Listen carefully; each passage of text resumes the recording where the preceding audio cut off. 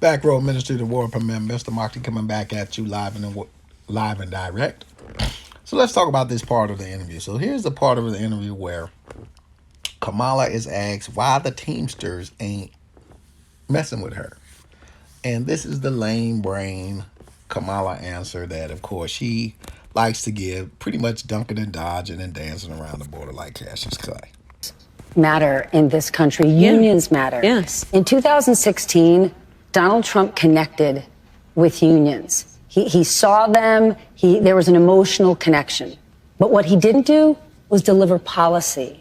In the last 4 years, we have seen huge wins in this country for unions, but not all unions have gotten behind you. I want to understand, when the Teamsters decided not to endorse you, what was their reasoning? What are they looking for? Well, let me go back to our just previous conversation. I'm very proud to have the endorsement of the steelworkers and almost every other major union in America. So she quickly goes to, well, the steel workers are supporting me. These are the same steel workers that don't know if the Japanese are going to buy U.S. steel. But the big thing is she minimizes the impact of not having the most powerful union in America on her side, which is the Teamsters. And remember, they're not backing Trump either. So they're not backing you. They're not backing Trump. They have not heard what they need to hear. So instead of her explaining what she needs to tell them, she pretty much says, well, they really don't matter. They're just the Teamsters, They're just the biggest union in America. But I got these steel workers and other unions on my side that don't have the power or the impact or the ability to persuade people like the Teamsters do. So she just sits there and just minimizes the power of the Teamsters, though that's just Tom and Jerry's union, and she'll be okay without them. Because I stand by workers and I stand by the importance of being able to join a union and to understand the benefit and the value of unions. And I understand the importance of investing in new industries and working actively with the private sector to grow our economy. But I'm asking because there's this idea we want something more from her. What is it? Well, here's the thing, that back to your point about previous election cycles, Donald Trump made a whole lot of promises that he did not meet, and one would argue broke. So now she goes into Donald Trump and what he didn't do. What didn't you do over the last 3-4 years that demonstrated to the Teamsters that you had something to offer them? So once again, she's acting like Donald Trump was the president over the last 4 years. Biden and Harris is the administration. They haven't shown the Teamsters, the most powerful union in America, anything. So she's going right back to, well, Donald Trump, not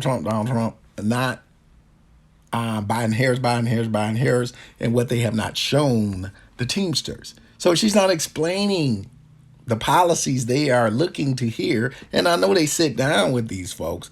What policies are they looking to hear that you guys aren't had a conversation about? Or is it that basically you have no policies?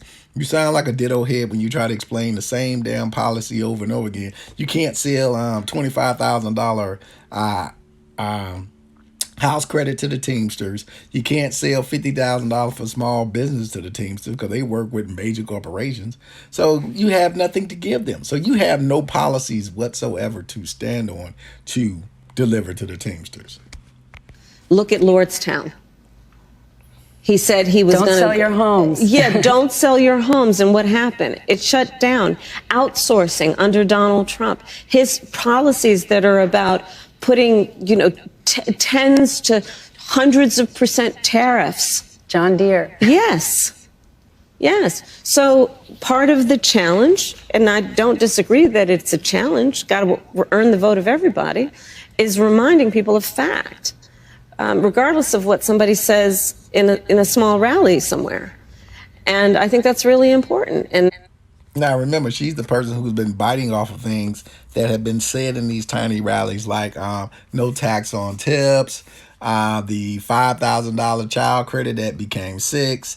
These were things that were said in rallies and that she bites off of. So she's not a very honest person. She had nothing to deliver to the Teamsters, no policy to deliver to them, to the point they didn't deal with either one of these candidates.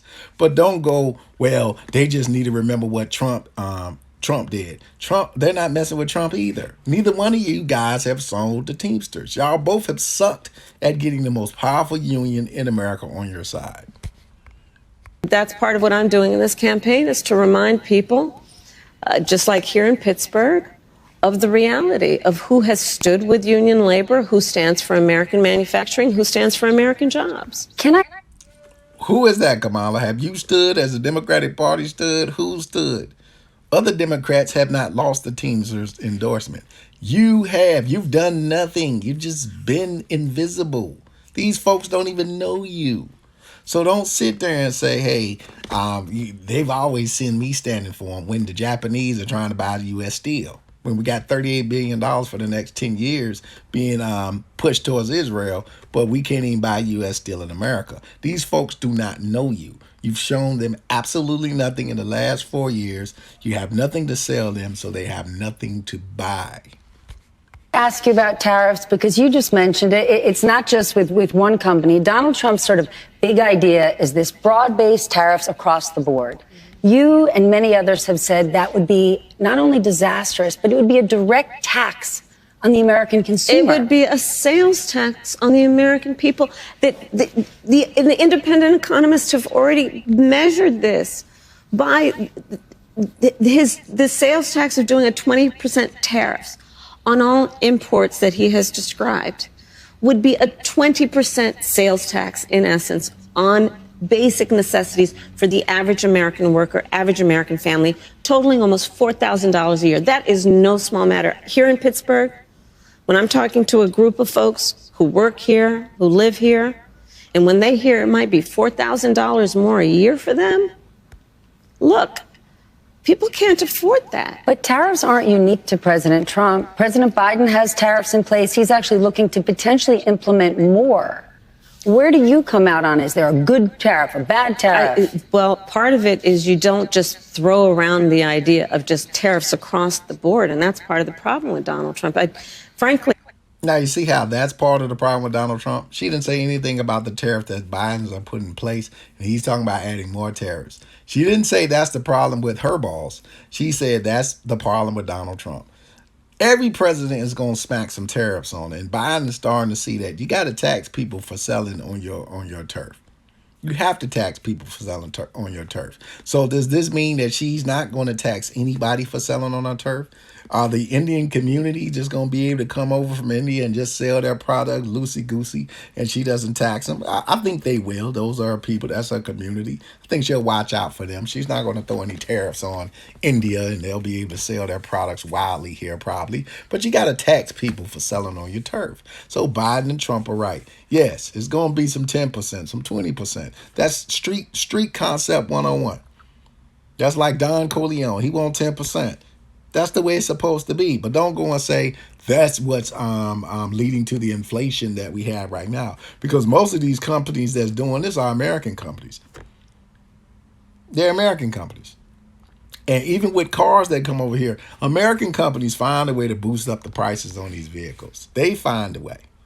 But you got to tax these folks for selling on your turf. But she ducked and dodged that Biden is doing it. She's ducking and dodging that she's going to have to do it. And remember now, they still got some of these tariffs that Trump had already established in play. So they're not innocent of the crime. But she's going to act like it's old Trump, because once again, she cannot be responsible for anything, in my opinion. And I say this in all sincerity. He's just not very serious about how he thinks about some of these issues. And one must be serious and have a plan, and a real plan that's not just about some talking point ending in an exclamation at a political rally, but actually putting the thought into what will be the return on the investment, what will be the economic impact on everyday people.